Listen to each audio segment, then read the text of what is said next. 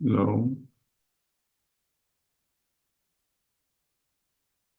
Sorry, I'm not home today, so I'm already live on YouTube. So let's start recording this. Can you please record this on the cloud, correct? Yeah, of course. Okay, start recording so we can get started. All right, welcome back to another Cryptocurrencies Q&A. Today we're going to be covering meme coins. So we haven't not talked about meme coins for a while. A lot of people believe meme coins not to be something serious. I hope to change your view today, guys. Let me get the presentation ready.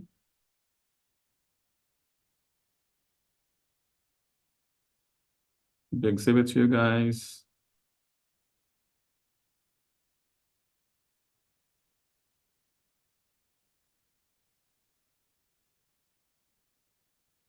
Here we go. And let me start sharing this screen. Let me know when you can see my screen. Yes. Okay. And we're already being recorded, right, Cora? Okay. Right. Yeah. So let me get started by saying that nothing that we say in any platform, no content we ever produce, is to be considered financial tax or legal device. Everything we produce across all platforms will always be for informational and educational purpose only. So this crypto Q&A does occur every Wednesday at 1 p.m. Eastern Time. Of course, you can always interact with us at Clubhouse from Tuesday to Friday at 7 a.m. Eastern Time. Also, you can interact with us, obviously, here on YouTube, Instagram, and X. So today, the subject of today is meme coins. And we decided to do this because a lot of people believe those coins not to be some serious projects, not worth attention, and we decided to change or to challenge that view today. So the roadmap is the following.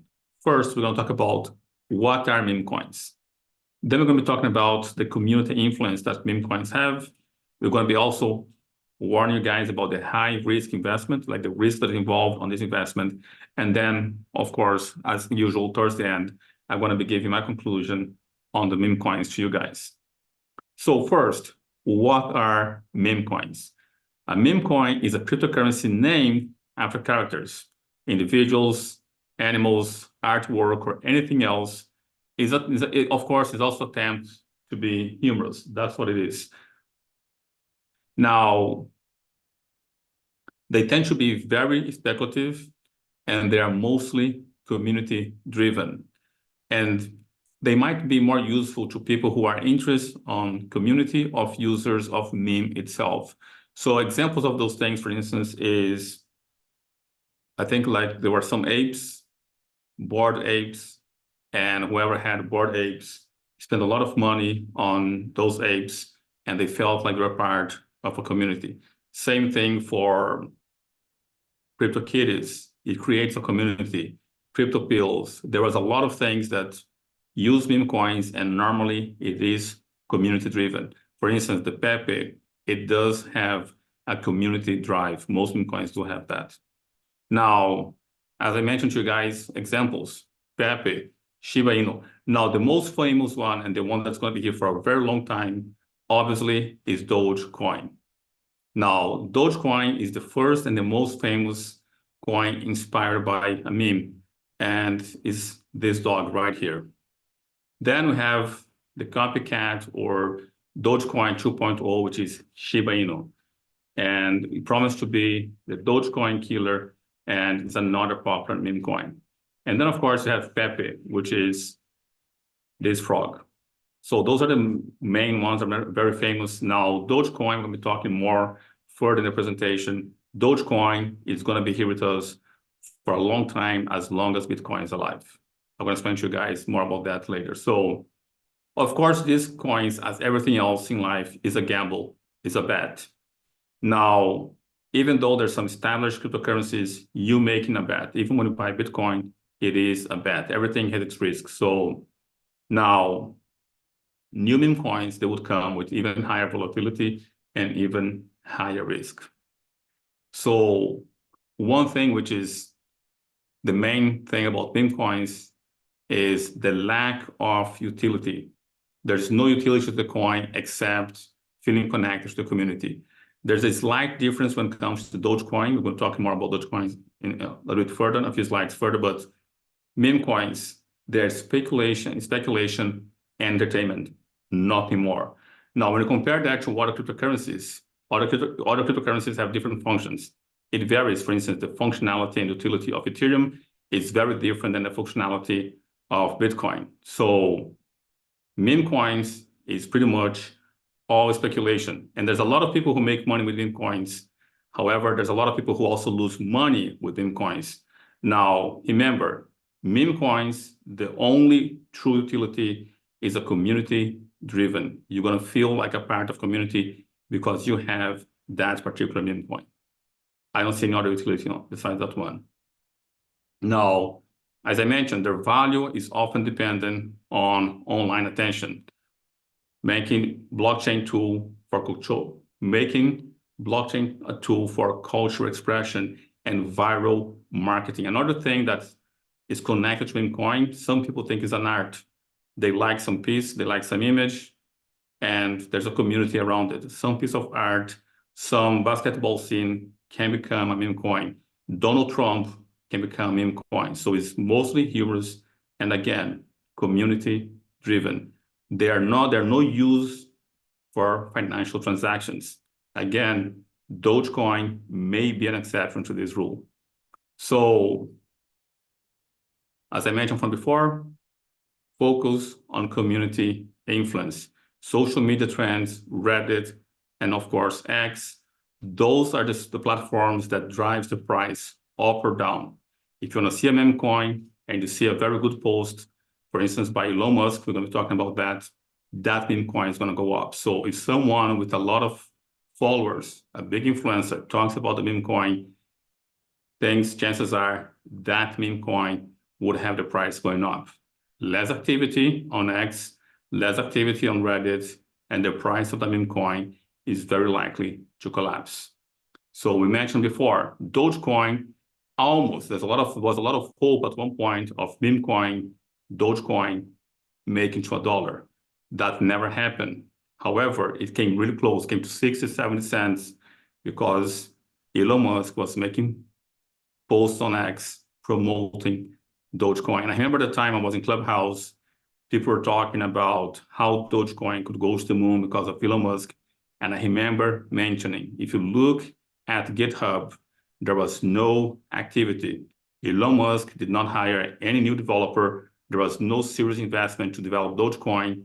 He was just making posts. And the price went from like 15, 20 cents all the way to 70 cents. So if a big influencer is behind us trying to push that meme coin may have its price going pushed up.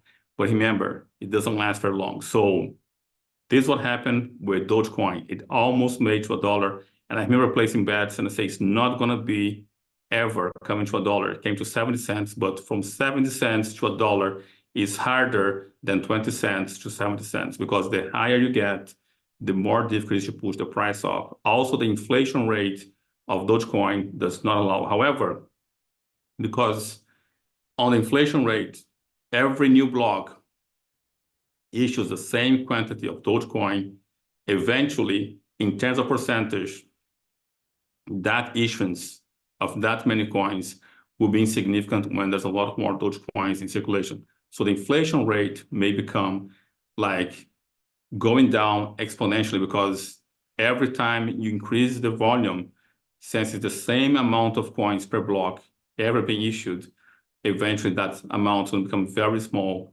compared to the amount of coins already in existence. So now Dogecoin has a few characteristics that differentiates itself from other cryptocurrencies. One of them is, let me go back there, it is that it's linked to Bitcoin. Whenever you have, for instance, new improvisation, new things happen on Bitcoin, that is tested on Litecoin, and there's a merge mining between Dogecoin and Litecoin. I'm going to be having a slide on that a bit further. So Another thing about meme coins, it is a very short-term asset. A meme coin is going to have a high price when it is on the news. When there's no longer news, it's going to go down. The best example is Dogecoin with Elon Musk. For a few days, a couple of weeks, the price was high. Today, the price is down. So everything on meme coins is very short-term and happens very rapidly. If you want to invest on meme coins, you need to check the meme coin few times a day. Any news, any new post will affect the performance of a meme coin. So make sure if you want to buy meme coin, it will take a lot of your time because things happen very fast on meme coins.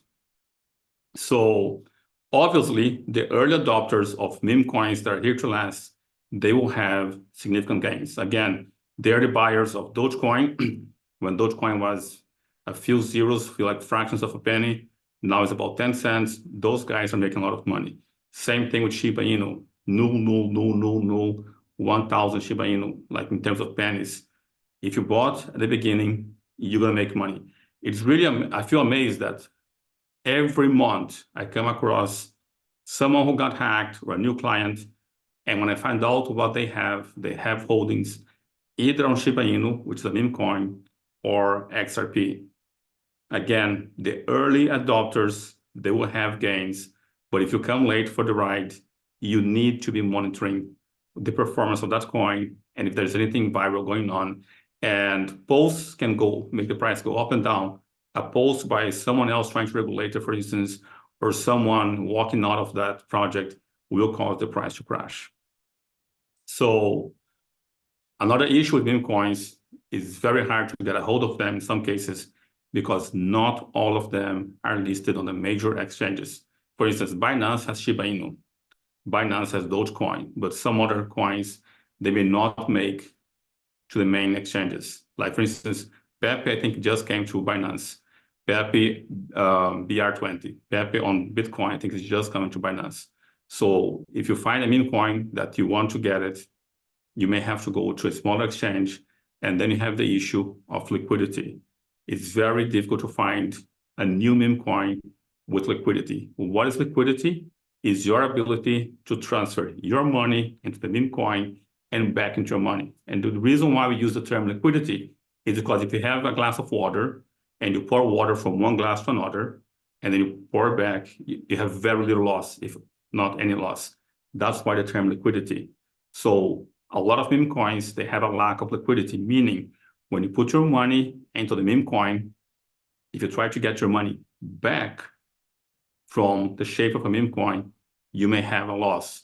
You may have to sell your meme coin at a discount. So whenever you find a meme coin that you want, make sure you understand how the liquidity works and how much liquidity is on that meme coin, because by the time you try to get out, you may have to pay or give a very heavy discount on your meme coin. Now, one thing that has not happened yet, but it will happen eventually, is regulatory concerns. There are chances that eventually someone is going to try to protect the consumers and try to regulate meme coins. Now, it has not happened yet, but I can see it happening. I can see eventually someone losing a lot of money in meme coins or making scam with meme coins, and then Elizabeth Warren or some Democrat, someone is going to come and say, we have to protect our consumers. We have to protect the population. It could also be a Republican. I'm not trying to defend or stand on either side of the political spectrum, but politicians will try eventually to regulate as soon as someone that they care for gets hurt by meme coins. Another thing is meme coins is the greatest thing to look and to understand what is the meaning of FOMO, the fear of missing out. I saw this with Dogecoin. When Elon Musk started to talk, everyone's trying to buy Dogecoin. So if there's something that shows what is the meaning of FOMO or the emotion of traders, that is meme coins. So again, if you decide to invest, you need to be monitoring a lot what happens on social media and how is the emotion of the people who are into that meme coin. I happen to have experience.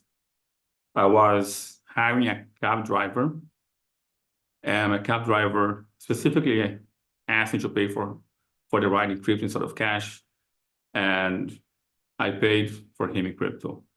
And we had to go for a ride a little bit over an hour from where I was to the airport. And he was super enthusiastic about this new meme coin. And he's like, man, this is going to go to the moon. As soon as they send him the stable coin, he immediately invests on a meme coin. The ride was about $100, $98. I just made a round number, $100. On that ride, I saw the $100 become $420. And I said to him, I said, listen, you just made over $300 in less than an hour. It's 30 hours, 30 minutes you're on this ride. Sell it, step out of this meme coin, you're going to lose your money. He's like, no, it's going to go higher. By the time we arrived to the airport, just 10 minutes before arriving to the airport, the same $98, $100 that I gave him became, I think, 4 or 5 cents. That's how volatile meme coins are.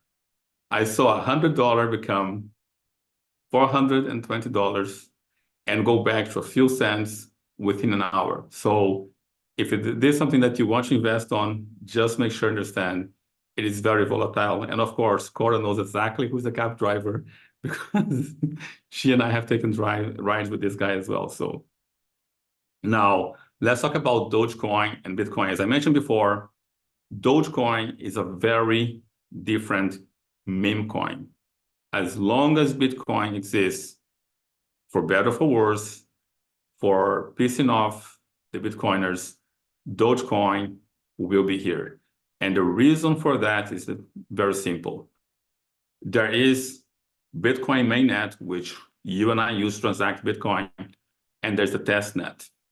So the testnet is all about transactions that never gets on the real blockchain. So whenever someone wants to do any change on the code of Bitcoin, what they do is they make the code and they test on the testnet. The problem is, a testnet would never be the same as the real net, because the real net responds to markets and responds to issues. For instance, when China decides to outlaw mining, Bitcoin price crash. You can't do that on a testnet. And whenever a lot of people decide to buy Bitcoin because it's on new all-time high, 20,000, almost 20,000 per coin, and fees are about $70 to $100 per transaction, you cannot test that on the testnet because the price for transactions does not go up driven by the market on the testnet. So what happened is developers will do the change, they would launch that on a testnet. After they can not longer find any ways to improve and to test that improvement or that change on the testnet, they do that on Litecoin. So Litecoin is a testing ground for anything that happens on Bitcoin. But guess what? If you are a Litecoin miner, it's very difficult for you to mine only Litecoin because you can make more profit merge mining Litecoin with Dogecoin. So Dogecoin is kind of the little fish that you see on a shark that stuck to the shark and cleans the teeth of the shark. As long as sharks are there, that fish is going to be there. As long as Litecoin is there, you're going to have Dogecoin on the merge mining because it's more profitable. Therefore, Bitcoin would always need Litecoin to be there to stress everything that they do on Bitcoin, on Litecoin. And as long as Litecoin is there, we're going to have Dogecoin. So Dogecoin is a very different meme coin. It's a genius thing that they manage, instead of having their own blockchain, their merge mine on Litecoin. Now, here I have to say something. I'm not promoting Dogecoin. I'm not asking you to buy Bitcoin. I'm not asking you to sell Bitcoin.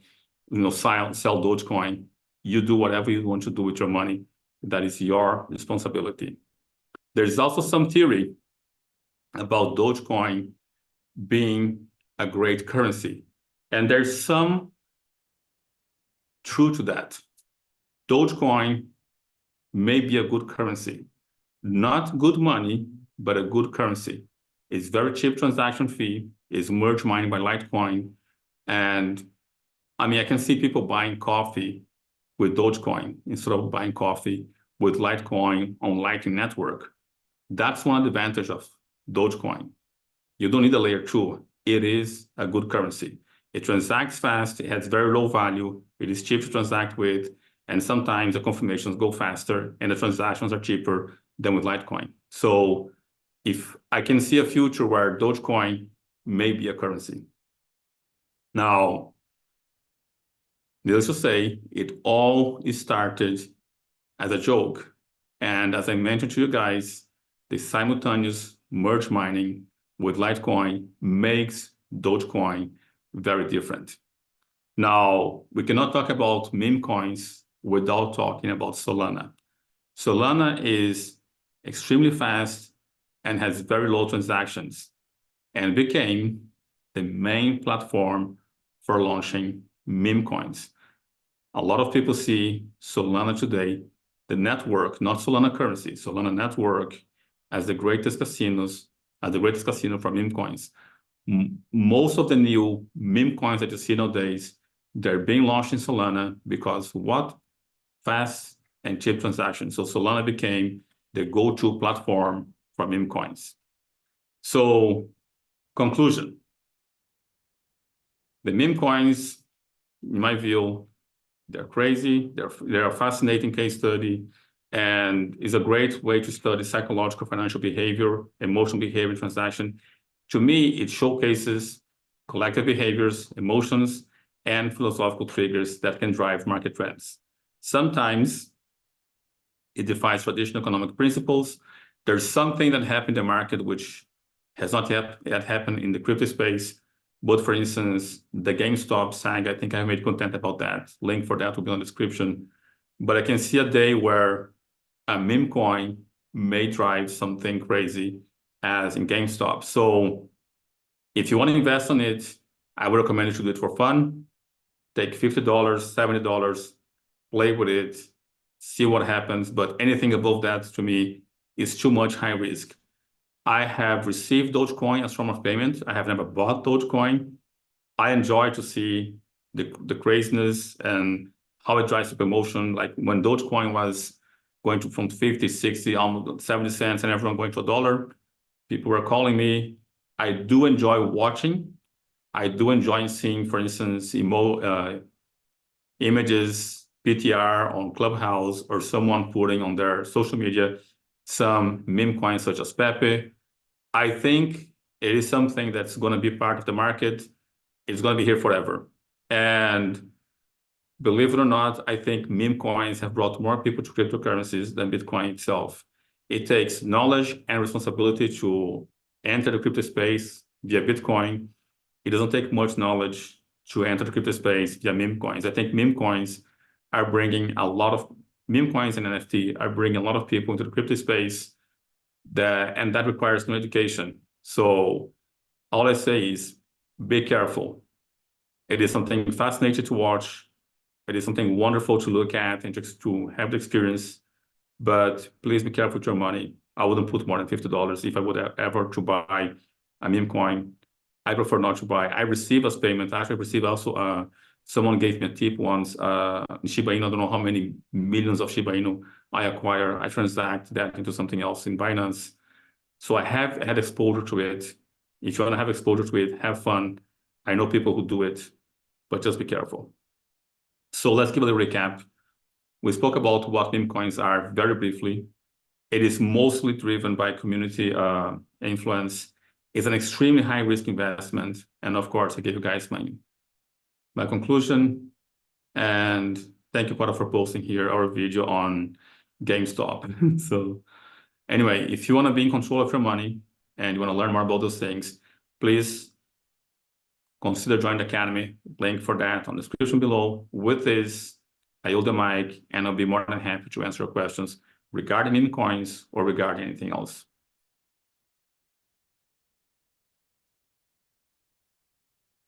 Welcome, everyone.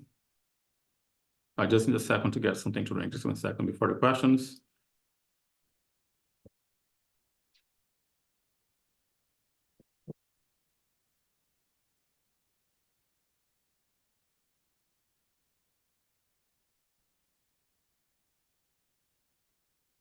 Hello, Alchemist. Thank you for being and talking about meme coins. There we have the meme. So Pepe. Yeah, Booth. I mean, can you guys hear me? Yes. Yeah, Booth. The thing is like, you're missing, humans, we're logical, we're rational, we're humans, there aren't going to be people in like a couple of months, like, you know, keeping their whole paycheck into dog with hat. Mhm. That never happens. That's never ever happened before. It's definitely not happening once that gets cheap. You know what I mean? So, it was a great presentation. Yeah, you did a good job, like breaking down Dogecoin in detail. Um, yeah, it's not going anywhere. Meme coins aren't going anywhere. And for you guys who read my thesis, it was like last week, I think. Um, Meme coins are actually a pretty big part of this cycle.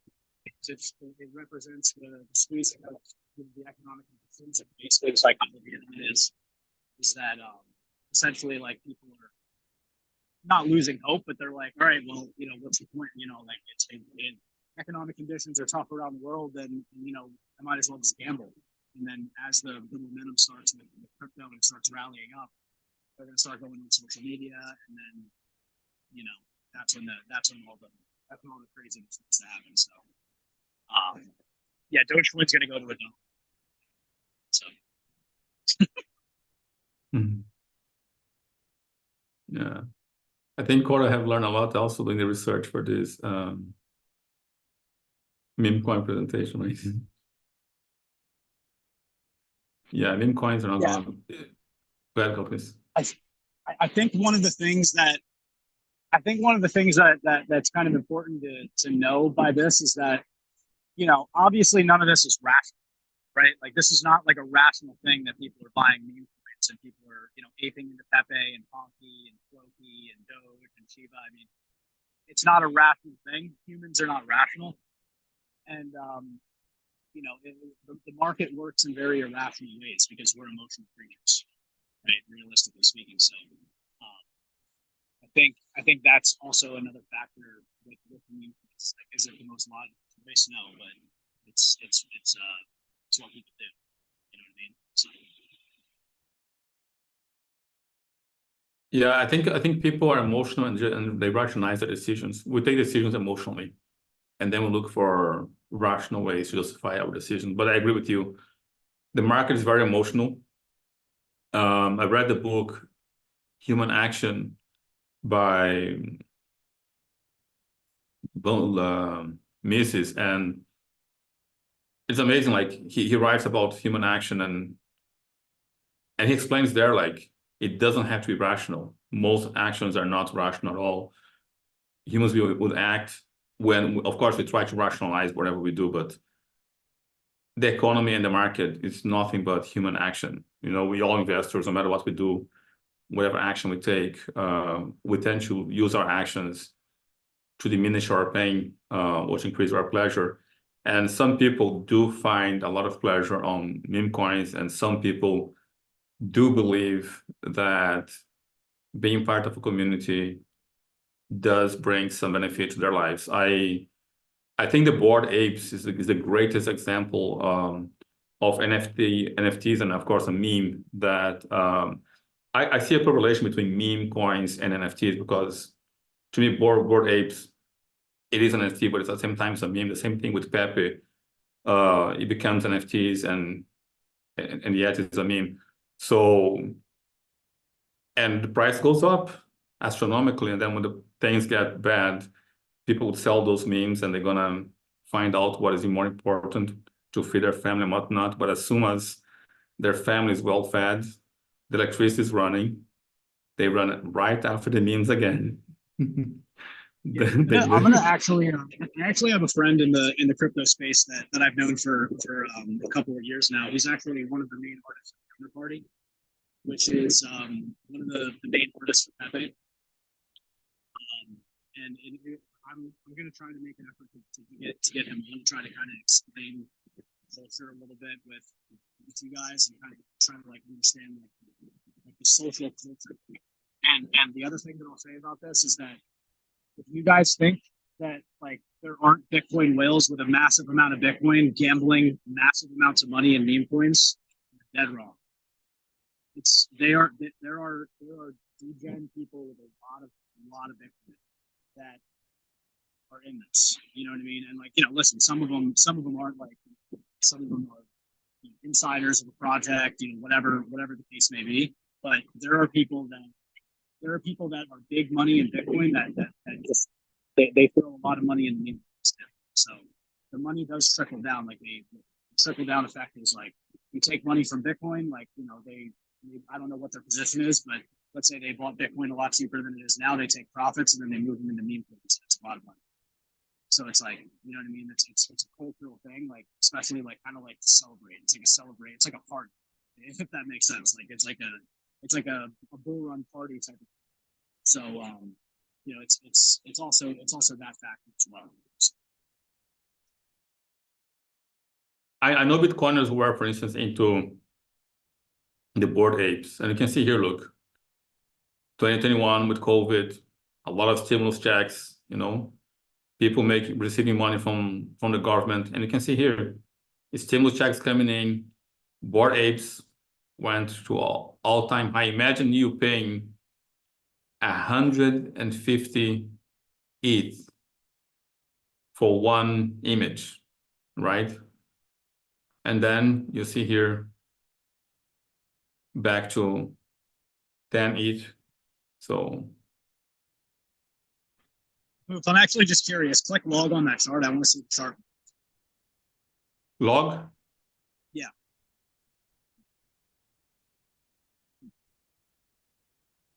There you have it. That's a really weird one. Yeah, I mean, the thing about Bored Apes too is that the like the NFT, listen, like there are different types of NFTs. Like, you know, like Bored Apes was kind of like, it started as like an experiment, like the CryptoPunks and things like this. But then the problem with here's the thing with NFTs is that there's a floor price, so you can't buy a portion of an NFT yet. You have to buy the whole NFT. So if let's say Bored Apes go from 150 ETH and then it drops down to 10 ETH, how many people have 10 ETH? There's not actually that many people who actually have 10 ETH that can even buy a board, right? So like, even if you, like, let's say you really want a Bored Ape, but like you're not going to put everything into a Bored Ape, you're going to have at least 100 ETH, right? Like, so how many people have 100 ETH? Not that many people have. You know what I mean? So it's one of those things where it's a little bit different from new coins. But the other thing about like NFTs is that like the Bored Apes have like, yes, like in quotes, utility, right? Like they have like the little meetups that are like, you know, a bunch of like, basically just like a bunch of like nerds like going on the yacht party. Is essentially what it is. Like that's what it is. But then like it's yeah. So it's like it's, you know, and basically it's, you know, they basically rugged like the land too, like the Bored Ape land as well. Like they basically like sold that. It was a land sale at the top of the market, and then all those people got friends. And then like they haven't really like made any improvements on the Bored Apes or anything like that. So it's like, yeah, it'll be interesting. It'll be interesting to see when ETH is at like $6,500 to see like if the Bored Apes and all these NFTs that were big last cycle come back, because the floor price does have an effect. How many people have that much ETH sitting around? You know what I mean?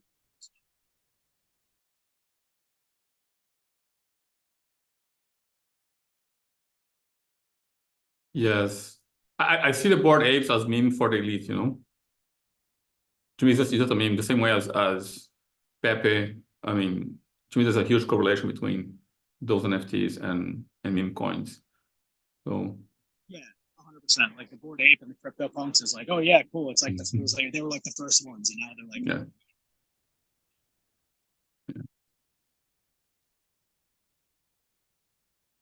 Yeah, I have the same thing. Alchemist, your mic or something, your audio is like going in and out, becomes very sharp, and I'm not sure where you Yes, went. it's the same for me. Yes. Yeah. sorry, But also I'm sitting by a river, so like maybe it's that, yeah. Yeah, let me adjust my. Sorry. I wonder if there's any questions from anyone. Again, regarding anything else, it doesn't have to be regarding memes though. But if there's no questions, one thing I can say, memes are going to be here for a very long time. And I think the greatest confirmation of that was our taxi driver in Bulgaria. I think Cora had fun with him as well.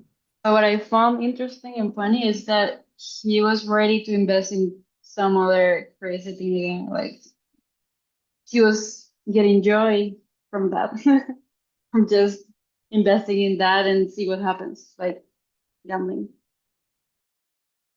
Look, Cora and I saw this taxi driver, and I feel sorry to say he's not the exception.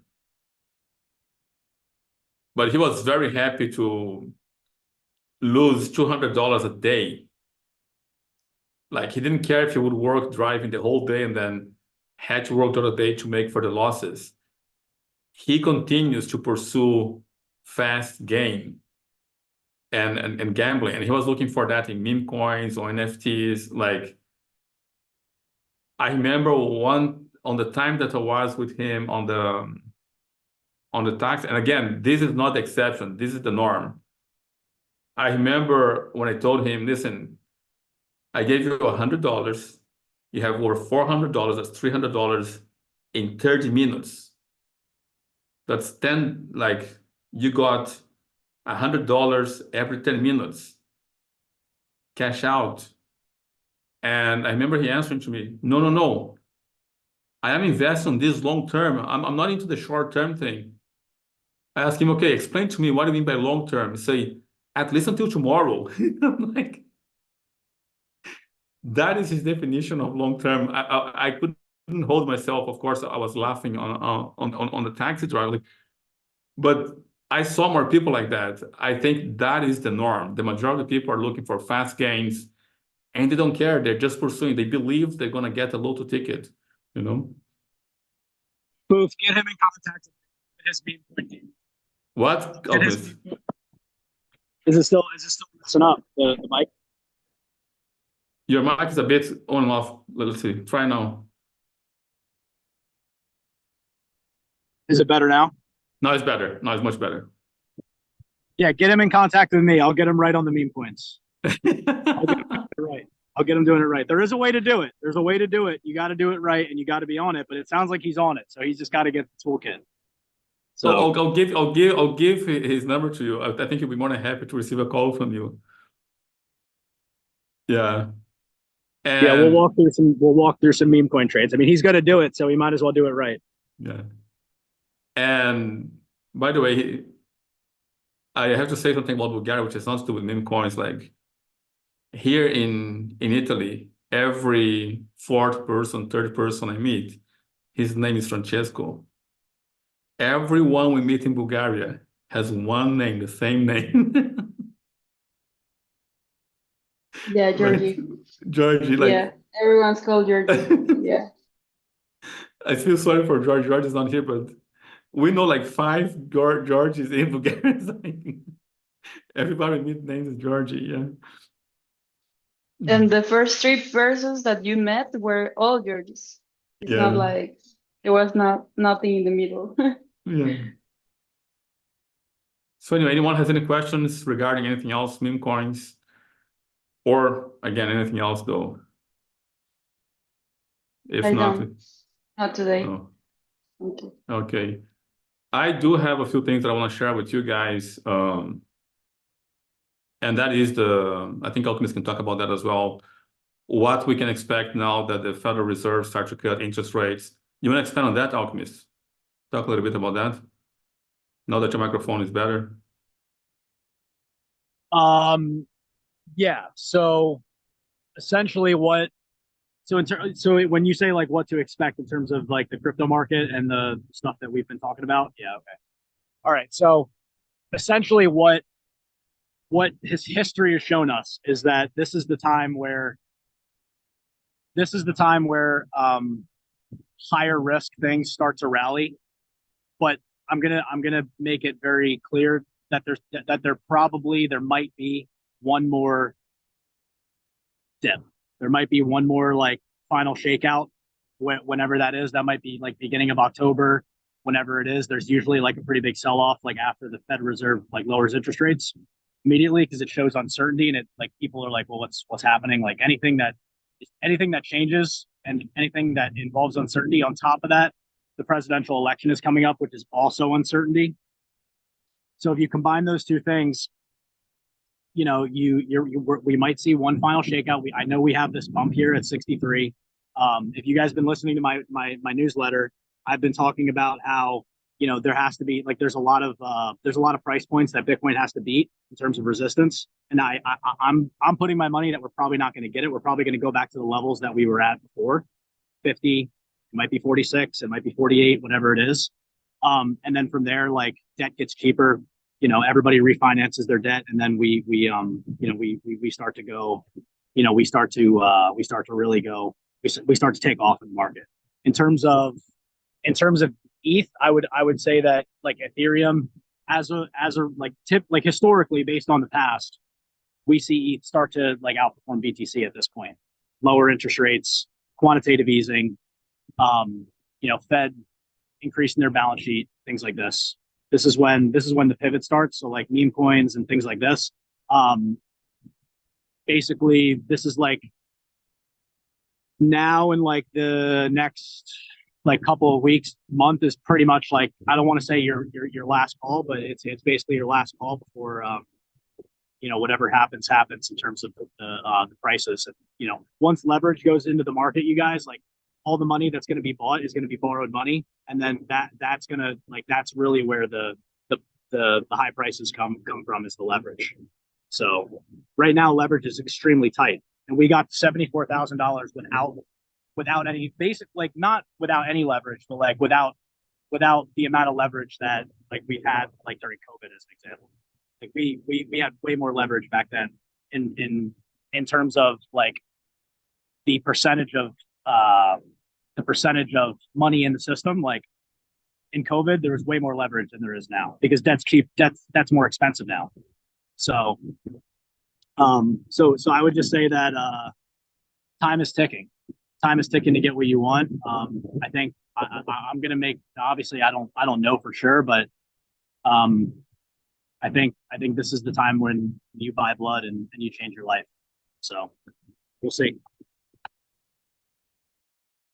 I want to share with you guys what I mean with that. I want to show a graph to you guys, which is about the interest rates and what can we expect. So just bear with me there. I just had a graph here a second ago. Let me just explain what I mean by expect things to go down. Let me just share. Let me know when you can see my screen, Cora, or Not yet. okay. Now? Yeah, not yet. So what I want to show to you guys is the fact that interest rate has on price of assets, right? So, and also what happens in terms of a crisis. So in this graph here, every gray column we see is a recession. Every single one of them. Okay, the gray column that we see here, that's a recession, recession, recession. Now, what I want to share with you guys, obviously, the recessions are rare, and then most of the time we are in expansion, and then have short-term recession. Sometimes have recession back-to-back like we had here. But what I want to share with you guys is the following. You can see here on this recession, let me go back there. The recessions tend to occur when interest rates go sideways or start to go down. So for instance, here, you can see went up, it stopped going up. We enter recession, it went up. And then when they start to take the rates down, that's when you go deep in the recession. So recession either happens when interest rates are going sideways, and when they start to go down, it's because we are red on recession. Now, it's important to understand that recession is time backwards in time. So for instance, we could come by the end of the year and they say, oh, the recession started in March this year. So here you can see interest rates going down in the middle of the recession. Same thing here. Interest rates go up, when the Federal Reserve says we can't increase rates anymore, let's keep it as it is because they said something wrong. And when they said something wrong, they say, okay, let's cut the rates. That's when we are in the recession. And that has happened every single time. I'm going to go with this bar a bit further, and I'm going to see the same thing happening.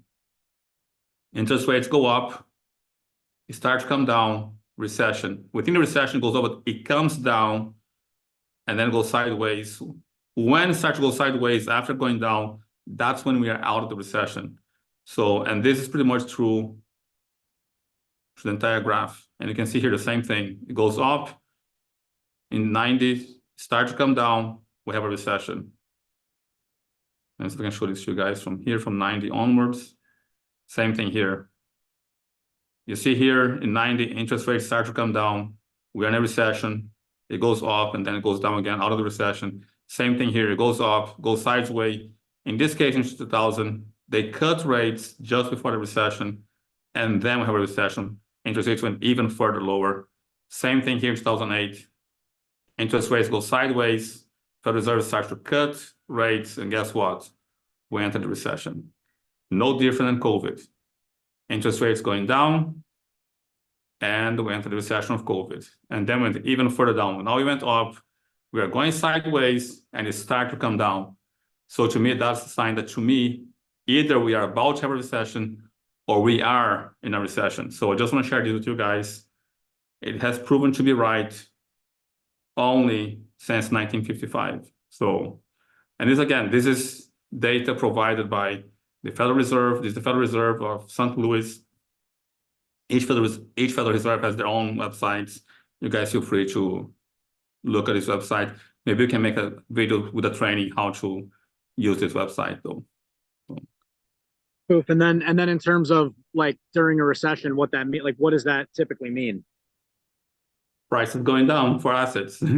Stocks, market goes down with the recession. So risky assets will go down. I think that's why I agree with Alchemist. We should have at least one more dip before we are out of the woods. So I see the price going up. I see it went from 50 to 60. Honestly, I have my seatbelt buckled and I'm bracing for the impact because there should be another dip. Yeah, it could, we could get one, but at the same time, I will say this, like we might not either. We might bump to 67 and then we just drop to 60 and then that's all we get. That's it. We really don't know. I mean, there's no way to predict like, yeah, if yeah, sure. I mean, if we might get a drop down in prices, but the question is whether or not those drops in prices are going to be like the same prices that like we had before when like, you know, when we were at 54. You know what I mean? Like there's no way to actually tell. There's no way to know. Yeah, I wouldn't be surprised if we see like $47,000 of Bitcoin. Altcoins bleed pretty heavy, and then like from there, that's and then we start to rally. So we'll see. Yeah, we see. Yeah, and again, I like that. Nobody knows, but if past evidence serves for any reference, like it's very likely that we shall have one other dip before. Like to me, we are not yet seeing a recession, and I still have no idea how bad will be this recession. I know Europe is on recession for at least for the past 6 months to 2 quarters, if not 3. Germany is going down.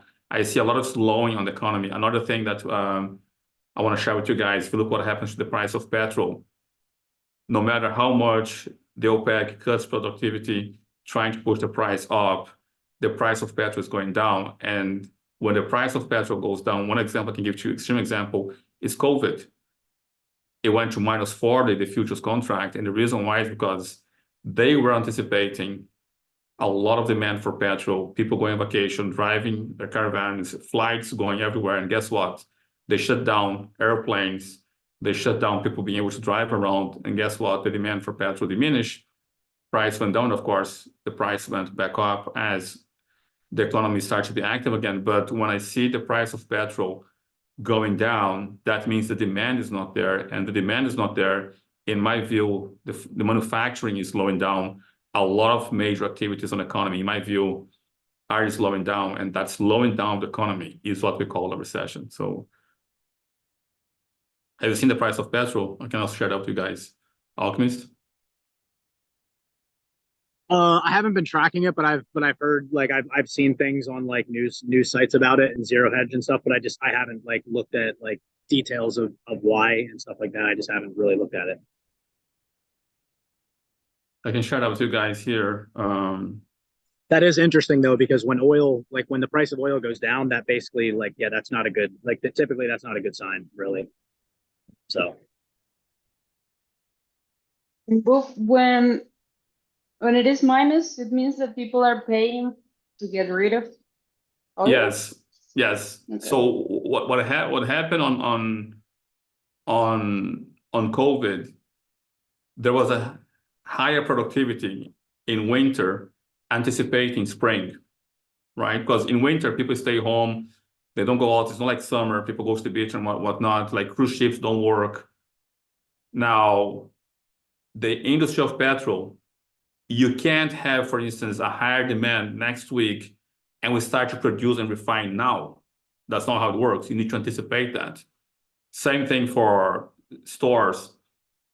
If you want to order something for Christmas, depending on the store, like those massive chain stores, they need to place an order with China June, July. August, you cannot order anything for Christmas on big stores because it takes preparation in order to have that. That's the same thing for petrol. And so what happened is there's a lot of productivity, storage, anticipating now we're going to sell this petrol. And when they are shutting down the economy, guess what? This storage space, they were expecting to be emptied to receive the new petrol to go to refiners and whatnot. Guess what? There was a lot of productivity.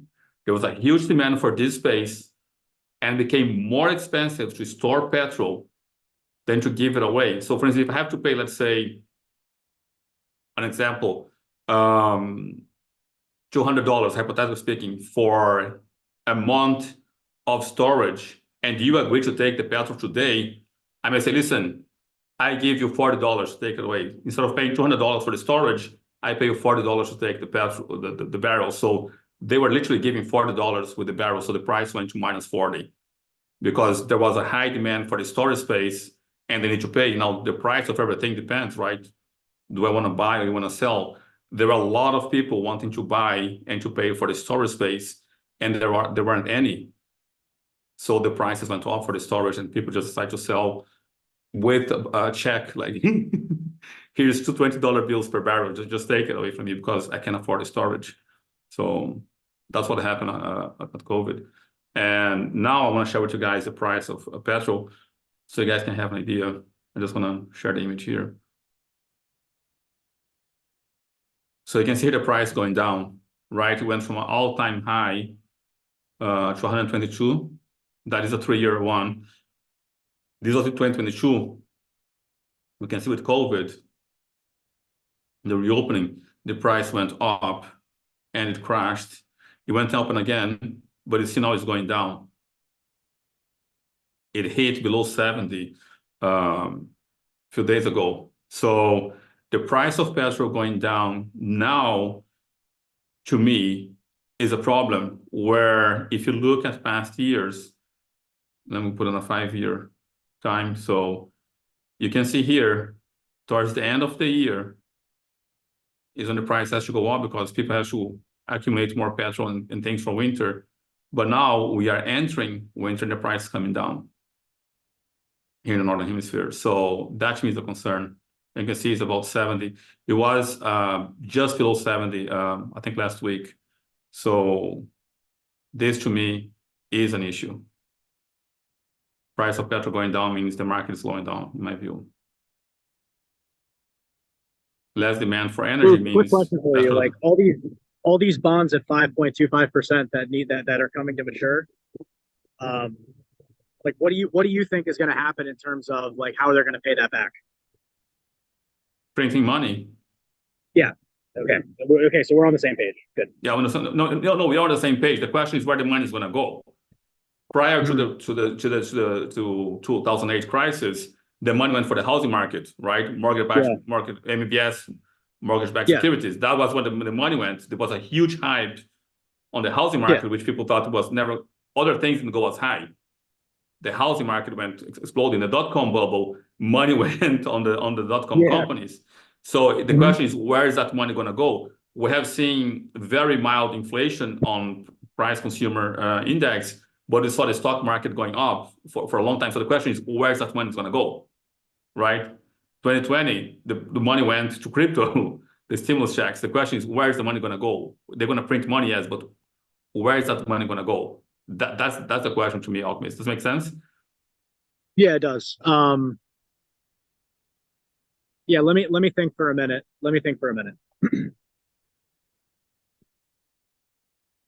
Actually, let me so you're saying like there's like, yeah, like we both agree like there is a crisis, right? Like there's a crisis that is looming, right? Like eventually. Yeah.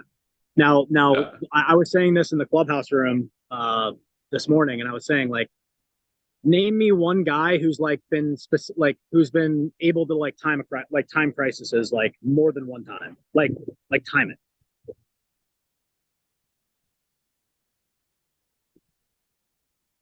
Sorry, I was reading a message here. Go ahead, Alchemist. Oh no, I just said like, in terms of like, I would make the argument that like timing a crisis is probably the most difficult thing to do in all of economics.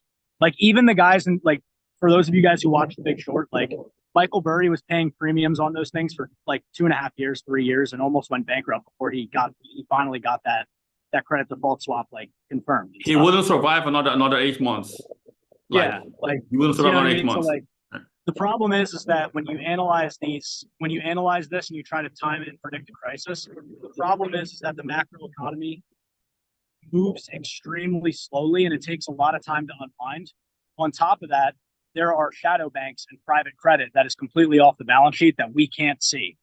And there's a derivatives market where that's completely off the balance sheet as well. It's really, really hard to time a crisis. It's really hard.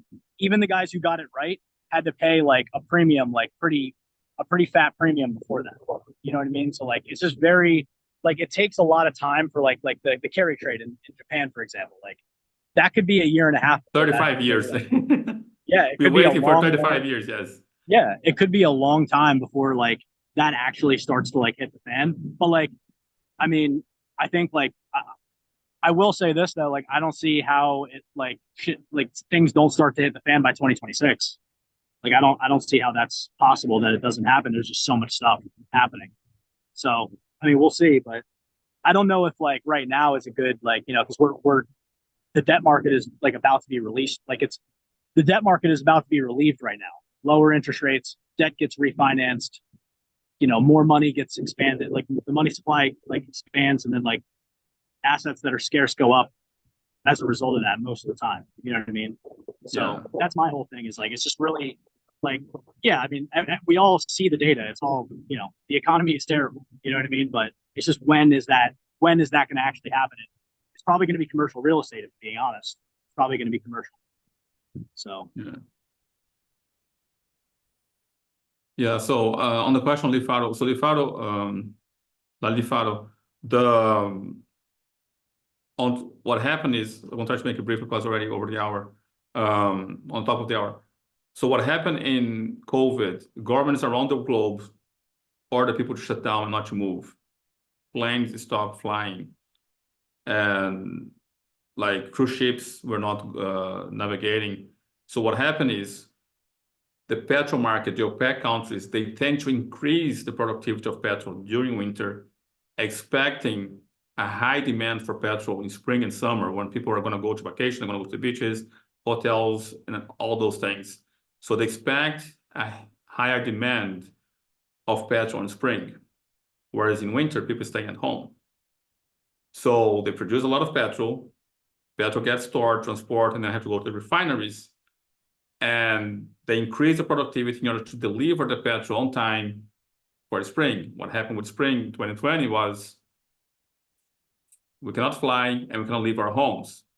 They shut down the economy. So that petrol, which is now in storage, has to go out. Now it's not going out because there's no demand for it. And there's all this new petrol that needs to be stored. So the cost of storing became so high that people were actually giving a $40 bonus for per barrel if you would take it to somewhere. So petrol went to minus 40 per barrel because the cost of storing was higher than the price of the... Excuse me to interrupt. I totally understand all that. I was just asking, like, who exchanged that $40 per barrel? Was that OPEC or Shell? On what level? So did that? This happens on the market makers, right? You're never gonna meet the person who's gonna give you $40. You go online and you buy futures contract and you buy the same way you buy gold ETF. You buy the paper and then the things happens after you buy, but it was minus 40 on petrol. So I think so investors were able to buy the petrol for $40 a gallon, investors? So, okay, what happened is this. You know, futures, like, you understand futures contract? I don't think so. Okay, so I'm going to give a briefing here. So I'm going to take a few minutes and maybe Alchemist can answer. So let's say, for instance, I produce beans. Forget about petrol. Let's say I produce beans. I have, I don't know. Well, it's in the name, right? You invest in something for a future outcome. Yes. So let's say, for instance, I plant beans, okay, and I have 50 hectares of beans. Now, the supermarket, people who need food, they don't know the price of bean next year. Neither do I know. So what I do is I would say, okay, to secure some future, I will take 25% or 25% to 50% of my beans productivity and say, listen, I give you a futures contract. We agree that June next year, during summer, I deliver you so many beans at this price. So that's a futures contract. So now whatever beans I produce, at that date, I have to sell for this price. Now, this contract made between you and I, you go and you sell that on the market. That contract, the day I gave it to you is no longer in your hands. It's being sold and resold on the market, right? You sold to somebody else who thinks that the price of beans is going to be higher and they bought a contract from you. So let's say we just hypothetically, the price of beans could be $20 per sack next year. Someone estimate that and I close it with 15. Now you sold that contract for 17. You took $2 per profit per sack of beans. Now that contract, you continue to circulate because you already made a profit of $2. Someone else may think, well, there's something happened. There's some plague, price of beans go up, right? Now, guess what? If next year the price of bean crash, someone has now a contract that they have to honor, which is $15 per sack. I'm going to deliver. I need to receive that, right? But the price now is 10. So the person has to sell that contract. They have like, instead of paying me 15, they want to negotiate that contract. So the futures contract of petrol went to minus 40 because there were petrol to be delivered, but there was no demand. So some people were taking those contracts, but then the contract means you have to receive it. So if someone took the contract to receive that petrol, people were like, here, I give you $40 with it. Take this petrol. You understand, Lifaro?